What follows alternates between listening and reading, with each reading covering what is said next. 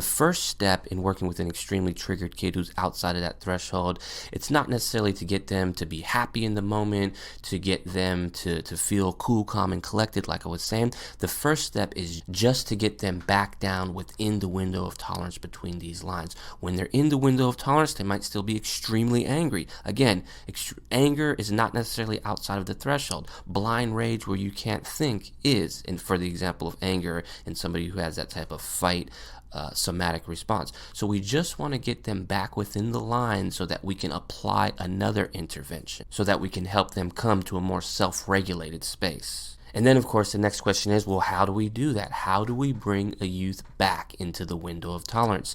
If we were in a live seminar right now, a live class, I'd be asking the group to think about, what could you do to bring a young person back within the window of tolerance? And again, if you want to pause right here and jot that down, you can. So remember the INCRA, the inherently non-clinical relational activity. Remember, an INCRA is something that you can do that wasn't necessarily originally rooted in some therapy technique, but it's a relational activity that has the power to be therapeutic. So for example, playing cards, playing basketball, listening to music. These are all things that, again, take the pressure off of the youth to actually talk or do something when the youth is triggered in a moment, and also have the potential to regulate the nervous system back into the window of tolerance. Now, I want to just put out a cautionary disclaimer.